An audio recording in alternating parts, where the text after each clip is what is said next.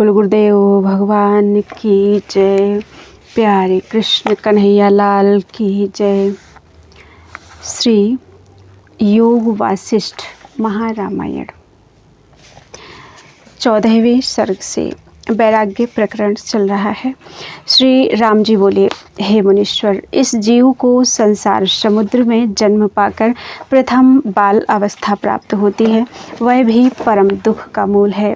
उससे वह परम दीन हो जाता है और इतने अवगुण इसमें आप्रवेश करते हैं, अर्थात आसक्तता, मूर्खता, इच्छा, चपलता, दीनता, दुख, संताप, इतने विकार इसको प्राप्त होते हैं। यह बाल्यावस्था महाविकारवान है। बालक पदार्थ की ओर धावता है और एक वस्तु का ग्रहण कर दूसरी को चाहता है, स्थिर नहीं रहता, फिर और में लग जाता है। जैसे वानर स्थित नहीं बैठता और जो किसी पर क्रोध करता है तो भीतर से जलता है। वह बड़ी बड़ी इच्छा करता है पर उसकी प्राप्ति नहीं होती, सदा तृष्णा में रहता है और क्षण में भयभीत हो जाता है, शांति प्राप्त नहीं होती। जैसे कदली वन का हाथी जंजीर से बंधा हुआ दीन हो जाता है, वैसे ही यह चैतन्य पुरुष बालक अवस्था से दीन हो जाता है। वह जो कुछ इच्छा करता है सो विचार बिना है, उससे दुख पाता है। यह मूढ़ गूंगी अवस्था है, उससे कुछ सिद्धि नहीं होती और जो किसी पदार्थ की प्राप्ति होती है तो उसमें क्षण मात्र सुखी रहता है, फिर तपने लगता है। जैसे तपती पृथ्वी पर जल डालिए तो एक क्षण शीतल होती है, फिर उसी प्रकार से तपती है, वैसे ही वह भी तपता रहता है। जैसे रात्रि के अंत में सूर्य उदय होता है, उससे उल्कादि कष्टवान होते हैं, वैसे ही इस जीव को स्वरूप के अज्ञान से बाल्यावस्था में कष्ट होता है। हे मुनीश्वर, जो बालक अवस्था की संगति करता है वह भी मूर्ख है, क्योंकि वह विवेक रहित अवस्था है और सदा अपवित्र है और सदा पदार्थ की ओर धावती है। ऐसी मूढ़ और दीन अवस्था की मुझको इच्छा नहीं। उसमें जिस पदार्थ को देखता है उसकी ओर धावता है। जैसे कुत्ता क्षण क्षण में द्वार की ओर जाता है और अपमान पाता है, वैसे ही बालक अपमान पाता है। बालक को माता, पिता, बांधव, अपने से बड़े बालक और पशु पक्षी का भी भय रहता है।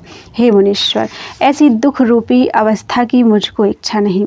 जैसे स्त्री के नयन और नदी का प्रवाह चंचल है, उससे भी मन और बालक चंचल हैं और सब चंचलता बालक के कनिष्ठ हैं। हे मुनीश्वर, जैसे वैश्या का चित्त एक पुरुष में नहीं ठहरता, वैसे ही बालक का चित्त एक पदार्थ में नहीं ठहरता और उसको यह भी विचार नहीं होता कि इस पदार्थ से मेरा नाश होगा व कल्याण होगा। बालक ऐसी ही व्यर्थ चेष्टा करता है, सदा दीन रहता है और सुख दुख की इच्छा से तपायमान रहता है। जैसे ज्येष्ठ आषाढ़ में पृथ्वी तपायमान होती है, वैसे ही बालक तपता रहता है, शांति कदाचित नहीं पाता। जब विद्या पढ़ने लगता है तब गुरु से ऐसा भयभीत होता है जैसे कोई यम को देख भय पावे और जैसे गरुड़ को देख के सर्प डरे।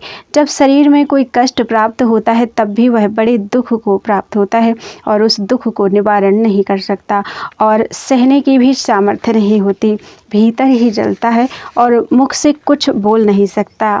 जैसे वृक्ष कुछ बोल नहीं सकता और जैसे पशु पक्षी दुख पाते हैं, ना कुछ कह सकते हैं ना दुख का निवारण कर सकते हैं, भीतर ही भीतर जलते हैं, वैसे ही बालक भी गूंगा और मूढ़ होकर दुख पाता है।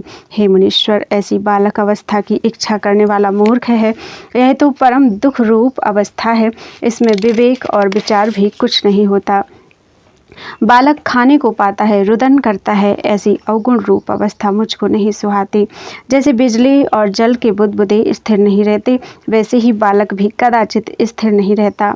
हे मुनीश्वर, यह महामूर्ख अवस्था है। इसमें कभी कहता है कि हे पिता, मुझको बर्फ का टुकड़ा भून दे और कभी कहता है कि मुझको चंद्रमा उतार दे। ये सब मूर्खता के वचन हैं। इससे ऐसी मूर्खावस्था को मैं अंगीकार नहीं करता। जैसे दुख का अनुभव बालक को होता है वह हमारे स्वप्न में भी नहीं आया। यह बाल्यावस्था अवगुण का भूषण है और अवगुण से शोभित है। ऐसी नीच अवस्था को मैं अंगीकार नहीं करता, इसमें गुण कोई भी नहीं है। इति श्री योग वासिष्ठे वैराग्य प्रकरणे बाल्यावस्था वर्णन नाम 14 सर्गः। श्री राम जी बोले, हे मुनीश्वर, बोलो वृंदावन बिहारी लाल की जय। श्री राम जी बोले, हे मुनीश्वर, दुख रूप बाल्यावस्था के अनंतर युवावस्था आती है, सो नीचे से ऊंची चढ़ती है। वह भी उत्तम नहीं, अधिक दुखदायक है। जब युवावस्था आती है तब काम रूपी पिशाच आ लगता है। वह काम रूपी पिशाच युवावस्था रूपी गड्ढे में आ स्थित होता है, चित्त को फिराता है और इच्छा पसारता है। जैसे सूर्य के उदय होने से सूर्यमुखी कमल खिल आता है और पंखुड़ियों को पसारता है, वैसे ही युवावस्था रूपी सूर्य उदय होकर चित्त रूपी कमल और इच्छा रूपी पंखुड़ी को पसारता है। फिर जैसे किसी को अग्नि के कुंड में डाल दिया हो और वह दुख पावे, वैसे ही काम के वश हुआ दुख पाता है। हे मुनीश्वर, जो कुछ विकार हैं सो सब युवावस्था में प्राप्त होते हैं। जैसे धनवान को देख के सब निर्धन धन की आशा करते हैं, वैसे ही युवावस्था देखकर सब दोष इकट्ठे होते हैं। जो भोग को सुखरूप जानकर भोग की इच्छा करता है वह परम दुख का कारण है। जैसे मद्य का घट भरा हुआ देखने मात्र सुंदर लगता है, परंतु जब उसको पान करे तब उन्मत्त होकर दीन हो जाता है और निरादर पाता है, वैसे ही भोग देखने मात्र सुंदर भासते हैं, परंतु जब इनको भोगता है तब तृष्णा से उन्मत्त और पराधीन हो जाता है। हे मुनीश्वर, यह काम, क्रोध, लोभ, मोह और अहंकार आदि सब चोर युवा रूपी रात्रि को देखकर लूटने लगते हैं और आत्मज्ञान रूपी धन को ले जाते हैं। इससे जीव दीन होता है। आत्मानंद के वियोग से ही जीव दीन हुआ है। हे मुनीश्वर, ऐसी दुख देने वाली युवावस्था को मैं अंगीकार नहीं करता। शांति चित्त को स्थिर करने के लिए है, पर युवावस्था में चित्त विषय की ओर धावता है। जैसे बाण लक्ष्य की ओर जाता है तब उसको विषय का संयोग होता है और विषय की तृष्णा निवृत्त नहीं होती और तृष्णा के मारे जन्म से जन्मांतर में दुख पाता है।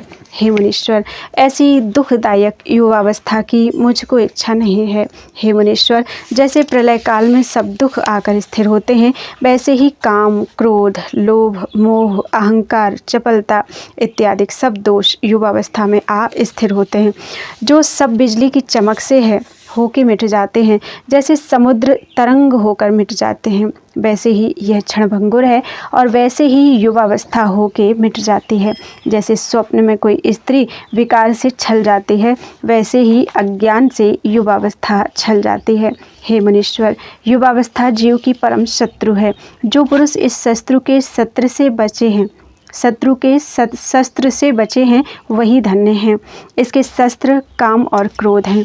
जो इनसे छुटा वह वज्र के प्रहार से भी न छेदा जाएगा और जो इनसे बंधा हुआ है वह पशु है। हे मुनीश्वर, युवावस्था देखने में तो सुंदर परंतु भीतर से तृष्णा से जर्जरीभूत है। जैसे वृक्ष देखने में तो सुंदर हो परंतु भीतर से घुन लगा हुआ हो, वैसे ही युवावस्था है। जो भोगों के निमित्त यत्न करती है वे भोग आपात रमणीय हैं। कारण यह है कि जब तक इंद्रियों और विषयों का संयोग है तब तक अविचार से भला लगता है और जब वियोग होता है तब दुख होता है। इसलिए भोग करके मूर्ख प्रसन्न और उन्मत्त होते हैं, उनको शांति नहीं होती। भीतर सदा तृष्णा रहती है और स्त्री में चित्त की आसक्ति रहती है। जब इष्ट वनिता का वियोग होता है तब उसको स्मरण करके जलता है। जैसे वन का वृक्ष अग्नि से जलता है, वैसे ही युवावस्था में इष्ट के वियोग से जीव जलता है। जैसे उन्मत्त हस्ती जंजीर से बंधता तो स्थिर होता है, कहीं जा नहीं सकता, वैसे ही काम रूपी हस्ती को जंजीर रूपी युवावस्था बंधन करती है। युवावस्था रूपी नदी है, उसमें इच्छा रूपी तरंग उठते हैं, वे कदाचित शांति नहीं पाते। हे मुनीश्वर, यह युवावस्था बड़ी दुष्ट है। बड़े बुद्धिमान निर्मल और प्रसन्न पुरुष की बुद्धि को भी मलिन कर डालती है। जैसे निर्मल जल की बड़ी नदी वर्षा काल में मलिन हो जाती है, वैसे ही युवावस्था में बुद्धि मलिन हो जाती है। हे मुनीश्वर, शरीर रूपी वृक्ष है, उसमें युवावस्था रूपी बेली प्रकट होती है, सो पुष्ट होती जाती है। तब चित्त रूपी भंवरा आ बैठता है और तृष्णा रूपी उसकी सुगंध से उन्मत्त होता है, सब विचार भूल जाता है। जैसे सब प्रबल पवन चलता है तब सूखे पत्रों को उड़ा ले जाता है, वैसे ही युवावस्था वैराग्य संतोष आदि गुणों का अभाव करती है। दुख रूपी कमल का युवावस्था रूपी सूर्य है, इसके उदय से सब दुख प्रफुल्लित हो आते हैं। इससे सब दुखों का मूल युवावस्था है। जैसे सूर्य के उदय से सूर्यमुखी कमल खिलाते हैं, वैसे ही चित्त रूपी कमल संसार रूपी पंखुड़ी और सत्यता रूपी सुगंध से खिलाता है और तृष्णा रूपी भंवरा उस पर आ बैठता है और विषय की सुगंध लेता है। हे मुनीश्वर, संसार रूपी रात्रि है, उसमें युवावस्था रूपी तारागण प्रकाशते हैं, अर्थात शरीर युवावस्था से सुशोभित होता है। जैसे धान के छोटे वृक्ष हरे तब तक रहते हैं जब तक उसमें फल नहीं आता, जब फल आता है तब वृक्ष सूखने लगते हैं और अन्न परिपक्व होता है, वृक्ष की हरियाली नहीं रह सकती। वैसे ही जब तक जवानी नहीं आती तब तक शरीर सुंदर कोमल रहता है, जब जवानी आती है तब शरीर क्रूर हो जाता है और फिर परिपक्व होकर क्षीण और वृद्ध होता है। इससे हे मुनीश्वर, ऐसी दुख की मूल रूप युवावस्था की मुझको इच्छा नहीं।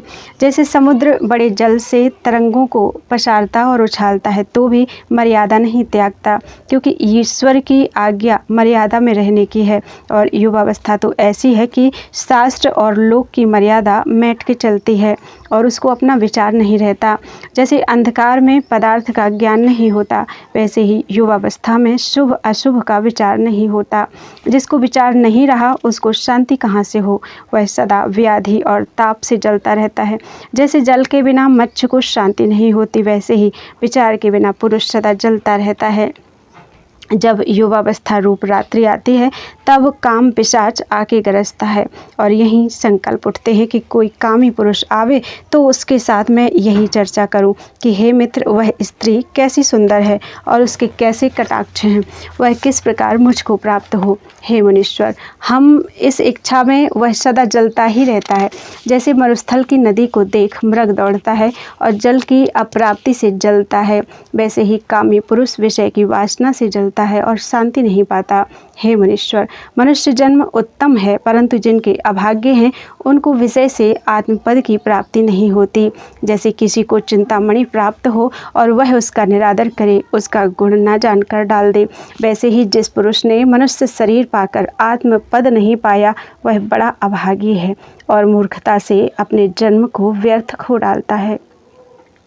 वह युवावस्था में परम दुख का क्षेत्र अपने निमित्त बोता है और मान, मोह, मद इत्यादि विकारों से पुरुषार्थ का नाश करता है। हे मुनीश्वर, युवावस्था ऐसे बड़े विकारों को प्राप्त करती है जैसे नदी वायु से अनेक तरंग पसारती है, वैसे ही युवावस्था चित्त के अनेक कामों को उठाती है। जैसे पक्षी पंख से बहुत उड़ता है और जैसे सिंह भुजा के बल से पशु को मारने दौड़ता है, वैसे ही चित्त युवावस्था से विक्षेप की ओर धावता है। हे मुनीश्वर, समुद्र का तरना कठिन है क्योंकि उसमें जल अथाह है, उसका विस्तार भी बड़ा है और उसमें कच्छ मच्छ मगर भी बड़े बड़े जीव रहते हैं, पर मैं उसका तरना भी सुगम मानता हूँ। परंतु युवावस्था का तरना महाकठिन है, अर्थात युवावस्था में निर्दोष रहना कठिन है। ऐसी संकट वाली युवावस्था में जो चलायमान नहीं होते सो पुरुष धन्य हैं और वंदना करने योग्य हैं।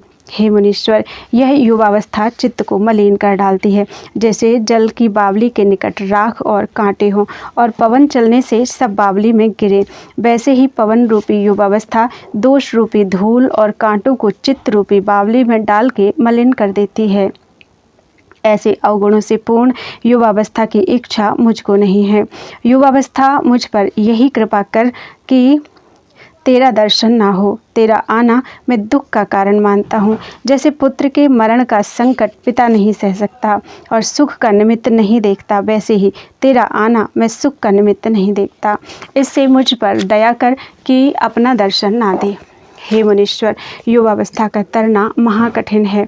यौवनवान नम्रता संयुक्त नहीं होते और शास्त्र के गुण, वैराग्य, विचार, संतोष और शांति इनसे भी संपन्न नहीं हैं। जैसे आकाश में वन होना आश्चर्य है, वैसे ही युवावस्था में वैराग्य, विचार, शांति और संतोष होना भी बड़ा आश्चर्य है। इसे आप मुझसे वही उपाय कहिए जिससे युवावस्था के दुख से मुक्ति होकर आत्मपद की प्राप्ति हो। इति श्री योग वासिष्ठे वैराग्य प्रकरणे युवागारुणी वर्णन नाम 15 सर्गः। बोलो वृंदावन बिहारी लाल की जय। श्री राम जी बोले, हे मुनीश्वर, जिस काम विलास के निमित्त पुरुष स्त्री की वांछा करता है वह स्त्री अस्थि, मांस, रुधिर, मूत्र, विष्ठा से पूर्ण है और इन्हीं की पुतली बनी हुई है। जैसे यंत्री की बनी पुतली तागे के द्वारा अनेक चेष्टा करती है, वैसे ही यह अस्थि, मांस आदि की पुतली में कुछ और नहीं है। जो विचार से नहीं देखता उसको रमणीय दिखती है। जैसे पर्वत के शिखर दूर से सुंदर और गंगमाला सहित भासते हैं और निकट से असार हैं, पत्थर ही पत्थर दिखते हैं, वैसे ही स्त्री वस्त्र और भूषणों से सुंदर भासती है। जो अंग को भिन्न भिन्न विचार कर देखो तो सार कुछ नहीं। जैसे नागिन के अंग बहुत कोमल होते हैं परंतु उसका स्पर्श करे तो काट के मार डालती है, वैसे ही जो कोई स्त्री को स्पर्श करते हैं उनको वह नाश कर डालती है। जैसे विष की बेली देखने में मात्र सुंदर लगती है परंतु स्पर्श करने से मार डालती है, और जैसे हाथी को जंजीर से बांधे तो जिस द्वार पर रहता है वहीं स्थिर रहता है, वैसे ही अज्ञानी का चित्त रूपी हाथी काम रूपी जंजीर से बंधा हुआ स्त्री रूपी एक स्थान में स्थिर रहता है, वहाँ से कहीं जा नहीं सकता। जब हाथी को महावत अंकुश का प्रहार करता है तब वह बंधन को तोड़ के निकल जाता है, वैसे ही इस चित्त रूपी मूर्ख हाथी को जब महावत रूपी गुरु उपदेश रूपी अंकुश का बारंबार प्रहार करता है तब निर्बंध होता है। हे मुनीश्वर, कामी पुरुष स्त्री की वांछा अपने नाश के निमित्त करता है। जैसे कदली वन का हाथी कागज की हथनी देखकर और छल पाके बंधन में आता है और उससे परम दुख पाता है, वैसे ही सब दुखों का मूल स्त्री का संग है। हे मनीश्वर, जैसे वन के दाह की अग्नि वन को जलाती है वैसे ही स्त्री रूपी अग्नि उससे भी अधिक है, क्योंकि वह अग्नि तो स्पर्श करने से ही जलाती है परंतु स्त्री रूपी अग्नि स्मरण मात्र से जलाती है। जो सुख रमणीय दिखता है वह आपात रमणीय है। जब स्त्री सुख का वियोग होता है तब मुर्दे की नाई हो जाता है। हे मुनीश्वर, यह तो अस्थि, मांस और रुधिर का पिंजरा है, सो अग्नि में भस्म हो जाएगा अथवा पशु पक्षी के खाने का आहार होगा और प्राण आकाश में लीन हो जाएंगे। इससे इस स्त्री की इच्छा करना मूर्खता है। जैसे अग्नि की ज्वाला के ऊपर श्यामता होती है वैसे स्त्री के शीश के ऊपर श्याम केश हैं, और जैसे अग्नि के स्पर्श करने से जलता है वैसे ही स्त्री के स्पर्श करने से पुरुष जलता है। इससे जलना दोनों में तुल्य है। हे मनीश्वर, युवावस्था को नष्ट करने वाली स्त्री रूपी अग्नि है। जो स्त्री की इच्छा करते हैं वह महामूर्ख और अज्ञानी हैं। वह स्त्री इच्छा अपने नाश के निमित्त करते हैं। जैसे पतंग अपने नाश के निमित्त दीपक की इच्छा करता है वैसे ही कामी पुरुष अपने नाश के निमित्त स्त्री की इच्छा करता है।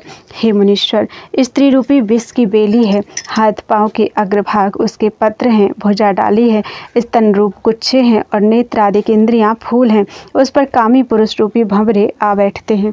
काम रूपी धीवर ने स्त्री रूप जाल पसारा है, उस पर कामी पुरुष रूपी पक्षी आ फंसते हैं। काम रूपी धीवर उनको फंसाकर परम कष्ट देता है। ऐसे दुख को देने वाली स्त्री की जो वांछा करते हैं महामूर्ख हैं। हे मुनीश्वर, स्त्री रूपी सर्पिणी है, जब उसका फूत्कार निकलता है तब वैराग्य रूपी कमल जल जाते हैं और जब सर्पिणी डसती है तब विष चढ़ता है।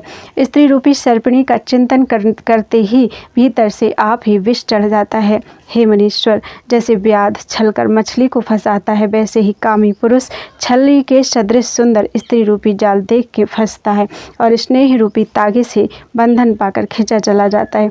तब तृष्णा रूपी छुरी से काम उसे मार डालता है। हे मुनीश्वर, ऐसे दुख के देने वाली स्त्री की मुझको इच्छा नहीं। काम रूपी व्याध ने राग रूपी इंद्रियों से जाल बिछा कामी पुरुष रूपी मृगों को आसक्त कर डाला है। स्त्री की स्नेह रूपी डोरी है, उससे कामी पुरुष रूपी बैल बंधा है और स्त्री के मुख रूपी चंद्रमा को देखकर कामी पुरुष रूपी कमल ने खिल जाती है। जैसे चंद्रमुखी कमल चंद्रमा को देखकर प्रसन्न होते हैं और सूर्यमुखी नहीं होते, वैसे ही कामी पुरुष भोग से प्रसन्न होते हैं और ज्ञानवान प्रसन्न नहीं होते। जैसे नेवला सर्प को बिल से निकाल के मारता है वैसे ही कामी पुरुष को स्त्री आत्मानंद में से निकाल कर मार डालती है। पुरुष जब स्त्री के निकट जाता है तब वह उसको भस्म कर डालती है। जैसे सूखे तृण और घृत को अग्नि भस्म कर डालती है वैसे ही कामी पुरुष को स्त्री रूपी नागिन भस्म कर डालती है। हे मुनीश्वर, स्त्री रूपी रात्रि का स्नेह रूपी अंधकार है और काम क्रोधादिक उसमें उलूक और पिशाच हैं। हे मुनीश्वर, जो स्त्री रूपी खड्ग के प्रहार से युवा रूपी संग्राम से बचा है वह पुरुष धन्य है, उसको मेरा नमस्कार है। स्त्री का संयोग परम दुख का कारण है, इससे मुझको इसकी इच्छा नहीं। हे मुनीश्वर, जो रोग होता है उसी के अनुसार जो औषध करता है तो रोग निवृत्त होता है और कुपथ्य से उसका प्रकोप होकर रोग बढ़ जाता है। इससे मेरे रोग के अनुसार औषध करो। मेरा रोग सुनिए कि जरा और मृत्यु मुझको बड़ा रोग है, उसके नाश की औषधि मुझको दीजिए। स्त्री आदि सब भोग तो रोग के वृद्धि करता है। जैसे अग्नि में घृत डालिए तो बढ़ जाती है, वैसे ही भोग से जरा मृत्यु आदि रोग बढ़ते हैं। इससे इस रोग की निवृत्ति की औषधि करो, नहीं तो सबका त्याग कर मैं वन में जा रहूँगा। हे मुनीश्वर, जिसके स्त्री है उनको भोग की इच्छा भी होती है और जिसके स्त्री ही नहीं होती उसको स्त्री की इच्छा भी नहीं। जिसने स्त्री का त्याग किया है उसने संसार का भी त्याग किया है और वही सुखी है। संसार का बीज स्त्री है, इससे मुझको स्त्री की इच्छा नहीं। मुझको वही औषधि दीजिए जिससे जरा मृत्यु आदि रोग की निवृत्ति हो। इति श्री योग वासिष्ठे वैराग्य प्रकरणे दुराशा वर्णन नाम षोडश सर्गः। बोलो वृंदावन बिहारी लाल की जय।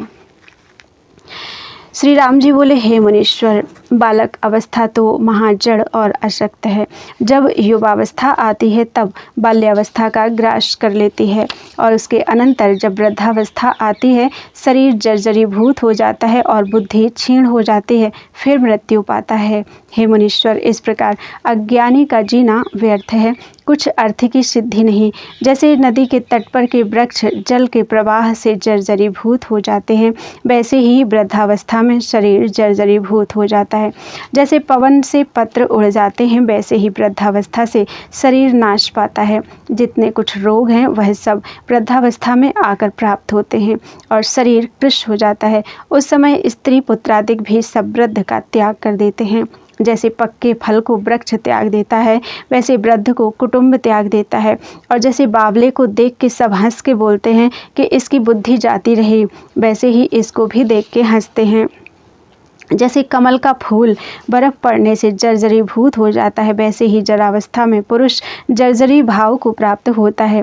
शरीर कुबड़ा हो जाता है, केश श्वेत हो जाते हैं और शक्ति क्षीण हो जाती है। जैसे चिरकाल के बड़े वृक्ष में घुन लगता है, वैसे ही इसमें कुछ शक्ति नहीं रहती। हे मुनीश्वर, और भी सब कृत्य क्षीण हो जाती है, परंतु एक आसक्ति मात्र रहती है। जैसे बड़े वृक्ष पर उलूक आ रहते हैं, वैसे ही इसमें क्रोध शक्ति आ रहती है और सब शक्तियाँ क्षीण हो जाती हैं।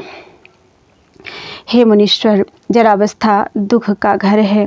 जब जरावस्था आती है तब सब दुख इकट्ठे होते हैं, उनसे पुरुष महादीन हो जाते हैं। युवावस्था में जो काम का बल रहता है सो भी जरा में क्षीण हो जाता है। इंद्रियों की आसक्ति घट जाती है और उनकी चपलता का अभाव हो जाता है। जैसे पिता के निर्धन होने से पुत्र दीन हो जाता है, वैसे ही शरीर के निर्बल होने से इंद्रियां भी निर्बल हो जाती हैं। केवल एक तृष्णा बढ़ जाती है। हे मुनीश्वर, जब जरा रूपी रात्रि आती है तब खांसी रूपी शियार आकर शब्द करते हैं और आधि व्याधि रूपी उलूक आकर निवास करते हैं।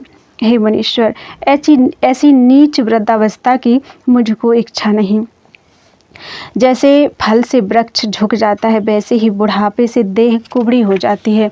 युवावस्था में स्त्री पुत्रादिक उसकी टहल करते थे, पर वही सब उसको वृद्धावस्था में जैसे वृद्ध बैल को बैल वाला त्याग देता है, वैसे ही त्याग देते हैं। देख के हंसते हैं और अपमान करते हैं, उनको वह तब ऊँट की नाई भासता है। हे मुनीश्वर, ऐसी नीच अवस्था की मुझको इच्छा नहीं। अब जो कुछ कर्तव्य हो मुझसे कहिए, मैं करूं। इस शरीर की तीनों अवस्था में कोई सुखदायी नहीं, क्योंकि बाल्यावस्था महामूढ़ है, युवावस्था महाविकारवान है और जरावस्था महादुख का पात्र है। बाल्यावस्था को युवावस्था ग्रास कर लेती है, युवावस्था को जरावस्था ग्रास कर लेती है और जरावस्था को मृत्यु ग्रास कर लेती है।